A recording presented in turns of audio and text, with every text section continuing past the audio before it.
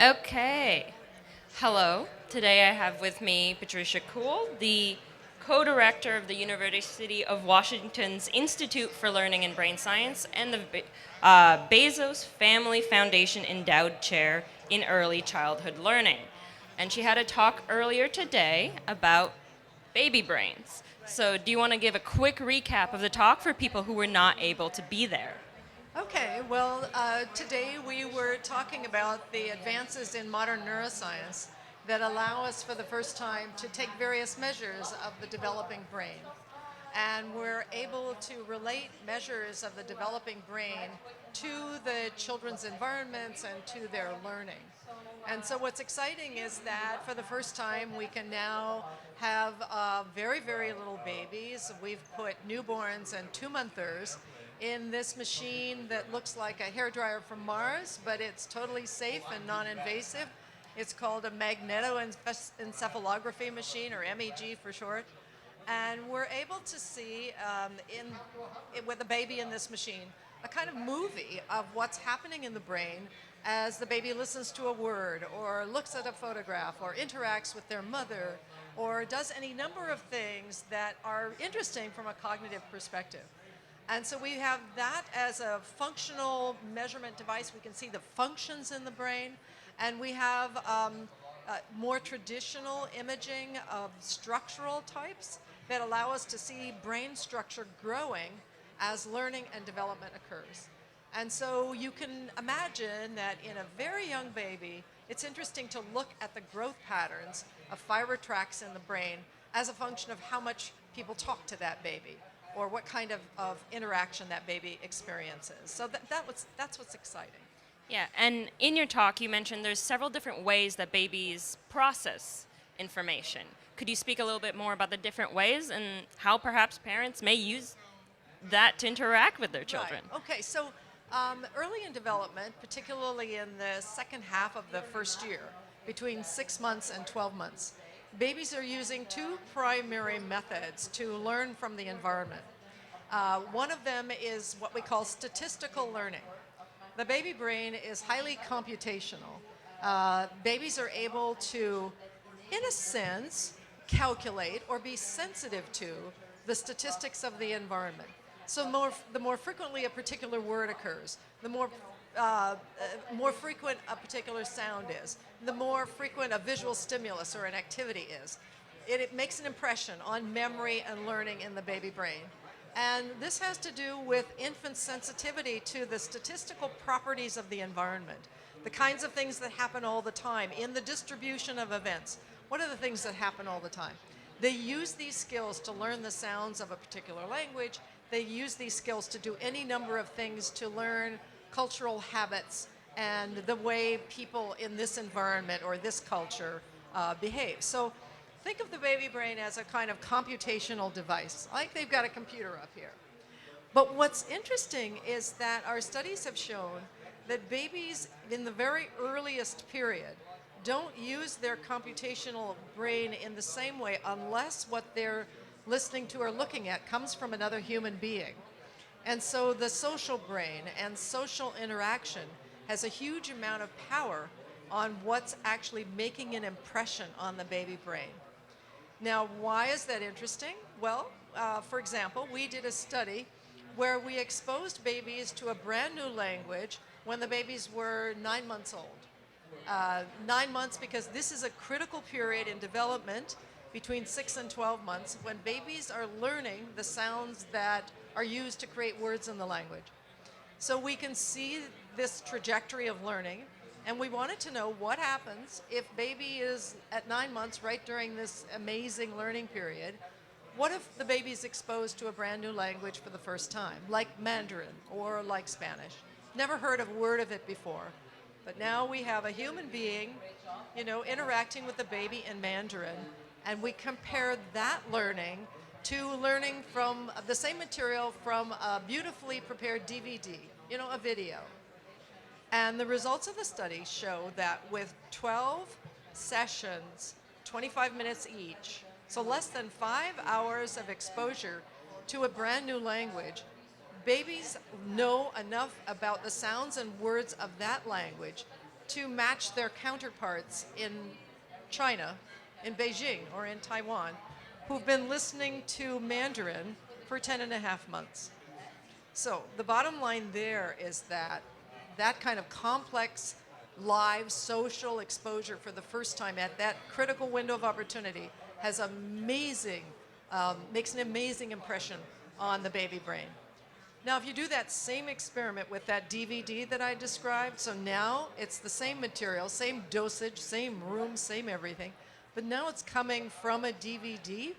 The babies stare at it, they crawl up to the television set, they touch it, they look at it, they seem a little mesmerized, but the brain measures afterwards show that they've learned nothing. So while they've been staring at the device, they haven't learned a thing. And so that leads us to the conclusion that early in development, the social brain is in charge. The social brain is a kind of gate to infant learning and attention. And that in order to put the brain's power to work, the brain of early development, this computational skill, you have to come through the social channel. We've evolved to learn socially, not only languages, but most of the other learning that we do with regard to culture, values, even the way we behave in the world, our habits, the way we interact with objects, comes through the social channel. So if infants weren't glued to us, it would be hard to impart that information. So the fact that the science is showing us that this period in development, these rules for learning, computational but social, has to be social, is a pretty powerful message, not only for the babies, but for our children in school, for us as adults, because we need social experience as well. And now the imaging is allow us to see mechanistically, why does it work that way? Why is it that the social brain seems to be in charge, and how does it mechanically work? So there is something to limiting screen time. Oh, yes, especially for the babies.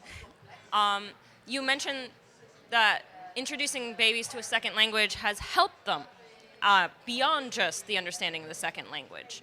And one thing that the United States really doesn't do is introduce the second language into the mix. So do you have suggestions for how people can take the research that you're doing and implement it into our own existence, our own country, beyond just reading your papers? Yes. Well, I mean, the rest of the world recognizes that knowing multiple languages is good for you. It's good for you economically, it's good for you culturally, it's good for you socially. But lately, we've demonstrated that there's also a cognitive benefit to speaking more than one language. And the cognitive benefit isn't broad. You don't become smarter. But you are good at inventing solutions to a new problem. And we've created little baby-sized problems for 11-monthers to solve, and we've tested bilingual and monolingual infants. And the baby-sized problem is that you have a toy that you put in a plexiglass box, and the box is only open on one side. And so you give an 11-monther practice at grabbing the toy out of the box, and they learn there's only one door open to the box. But then the trick is to turn the box around, and the door is open on the other side. So this is a baby-size invent a new solution problem, right? And just like us, they go back to the old solution, go back to the old door, it's now closed, it doesn't work. And monolingual babies, many of them simply can't solve the problem in the time allowed, but the bilingual baby solves it statistically more often, right? So bilingual babies, just like bilingual adults, are better at this particular cognitive skill, and that is inventing new solutions to new problems. And we think the reason why is that the prefrontal cortex, which allows you to attend, to switch attention, and to control impulses, it has a lot of benefits to kids and all of us, all our lives. That gets exercise all day long if you're a bilingual, because you're constantly switching back and forth between the neural machinery that does this language, English, as opposed to Spanish. And so even the babies are constantly switching attention, and that gives exercise to a critical set of components in the brain, and we think that that has very general applicability. This language experience allows them to understand that things in the world have two ways of being done, perhaps. They have two names. there are cultural differences in how those objects are used and applied, and that this is good for us. So bilingual adults don't as often get Alzheimer's disease. They cognitively age more slowly. And so it would be good for all of us to know more than one language. However, since there's a critical period for learning a second language, and the babies and children are geniuses up to age 7, every 2 years after you pass the age of 7, which I trust includes all of us, makes it much more difficult to acquire that second language. Again, we think the machinery is optimized, the mental machinery, the connectivity, the brain areas are optimized for language in that early period. And once you have adopted, you've been exposed to the language or languages that you will be hearing in your first 7 years, you've actually wired the brain for that language or languages. And once that wiring is set, it's relatively difficult to switch it around. And The question was, what about musicians? Okay, so musicians, so here's two things interesting about music. Musicians are actually better at learning second languages longer. People who already know 2 languages are better later. And music itself in that early period of development has a kind of general effect on brain development. Again, it's one of, if you bring babies into the lab and expose them to the rhythm of a particular kind of music, like the waltz, we can demonstrate with brain and behavior that training on a rhythm, on a pattern, makes children better pattern detectors in general. We can see the activity in prefrontal cortex that generates in the experimental group who had that experience, as opposed to the control group who didn't. And so what's interesting about this is that there are windows of opportunity early in development. The brain is becoming wired. We can now see that in the flesh. We can make the measurements to actually see that change over time. And things like language and music, kind of cultural universals, are things that have benefits beyond the specific domain that you learned. Beyond learning 2 languages, you improve executive functions. Beyond attending to music, you learn something about the consistency of patterns in the world, the fact that patterns are interesting and that you can predict them by listening to them, by looking for them in the world. And so I think some of the benefits of these early experiences that infants have is that they wire the brain in quite general ways that we didn't, heretofore we didn't know that these early experiences are so potent. And we can trace that from the beginning of development with social exchanges between parents and their infants, between the social interaction, between language exposure, between music experiences, that it's the first 5 years can be readily wasted on the lack of recognition of the importance of the first 5 years. And it looks like the preparation that children get in brain and behavior sets them up not only for success in school, but for greater success in the workplace. You know, that we train children in a way that sort of makes them generative learners and generative problem solvers. Okay, so this has been really affirming for me. A trilingual doing this interview in my non-native language, so good for you. I feel like I'm set for the future. We have more questions from the audience. Yep. I can't hear you. I'm so sorry. I just was wondering about when you were talking about social interaction being the part of the language development. If it was a DVD, it didn't count, really. So I'm wondering, is it eye contact that makes the difference? If a child is not as visually impaired or hearing impaired, how does that affect the development of the language in the way that you say? Okay, if you Yeah. couldn't hear, it I was heard about. part of it. So the first part of that was about social interaction. What is it about social interaction? No. Was it the visual component, the eye contact that helped the Yeah. difference between DVD and Right. social? When you watch babies in the live versus the DVD condition, you can see that typical babies at 9 and 10 months are tracking the eye movements of the tutor. They're watching what she's watching. So she holds up a toy and names it in Mandarin or Spanish. And they immediately lock her gaze, look at the object, look at what the other baby is doing, and they toggle back and forth. So this developmental period is a time in which eye gaze is critical. Eye gaze provides not only the social, contact, but also gives you information about where in the environment. It's kind of the hot spots where an adult looks is a wise place for you to look because something interesting is happening there. And so yes, that's part of social interaction, but there is a second part, and that is it's simply motivating to learn socially. When we look at the results for babies who learned alone or together, either in the live situation or with a DVD, you improve learning simply by putting a second baby with the first baby. It's not as though they're teaching each other, it's as though they're excited. There is an excitatory mechanism, a motivational mechanism that's a piece of this social learning puzzle, that we learn better in pairs potentially because we are excited by the presence of other human beings.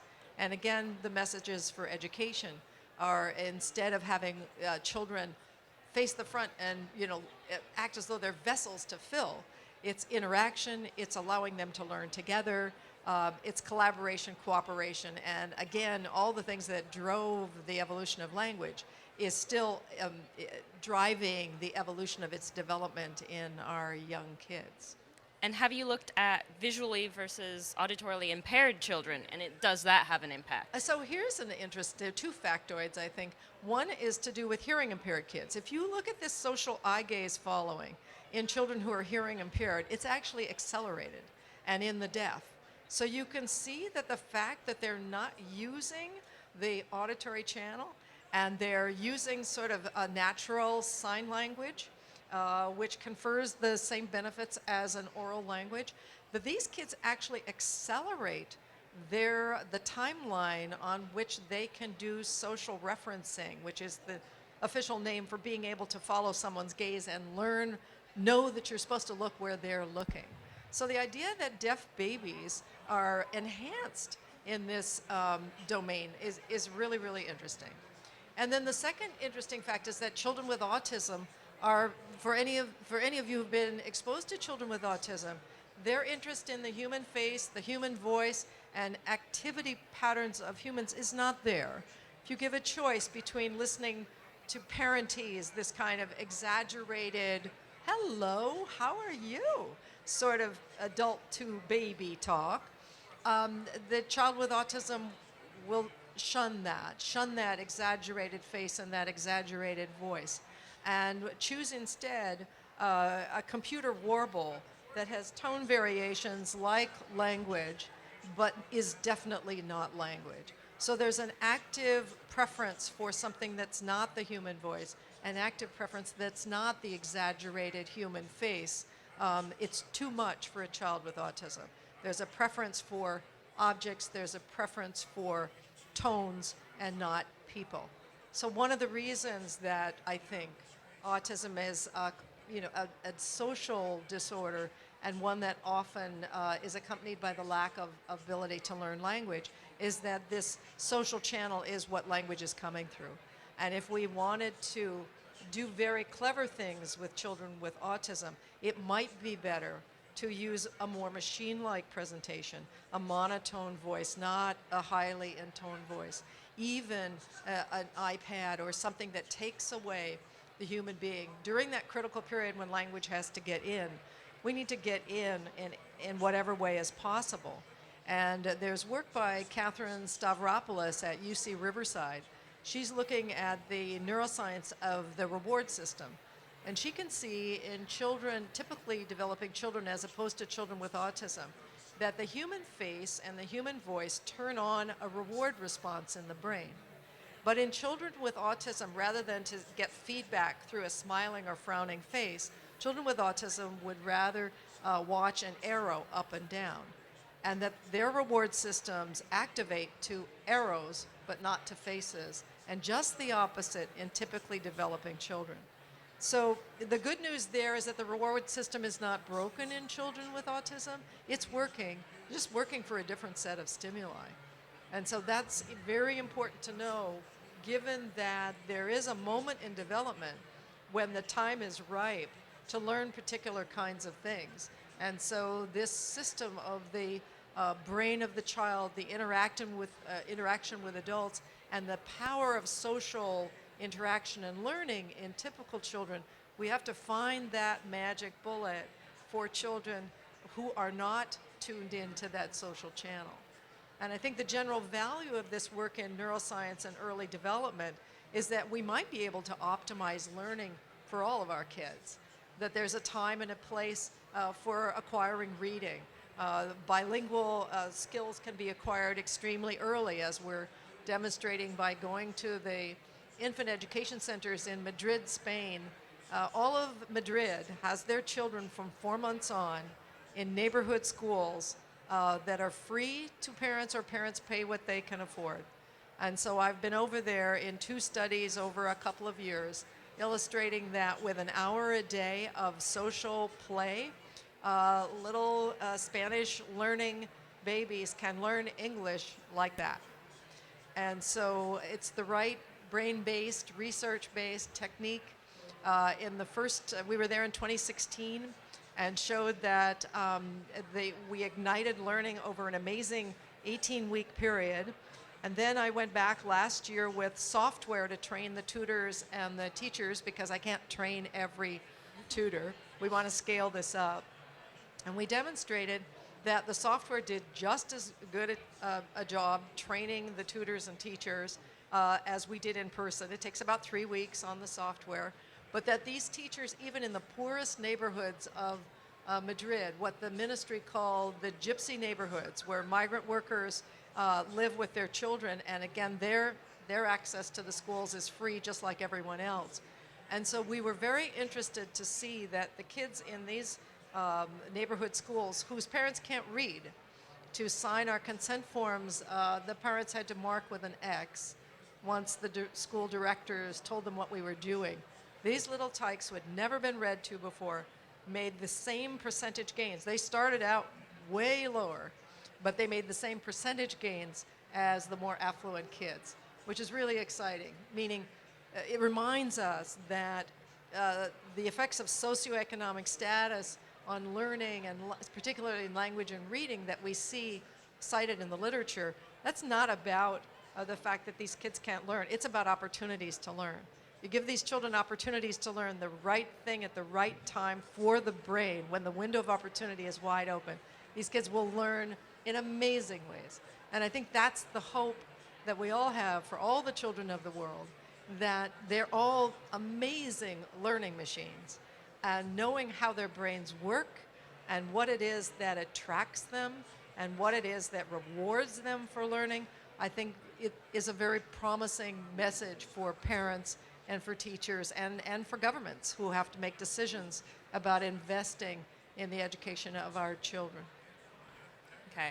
I believe we might be running out of time, but this has been an illuminating talk and very optimistic. Yes, I think so. that's the Thank best. you so much, and thank you to our audience. Yeah, thanks so much.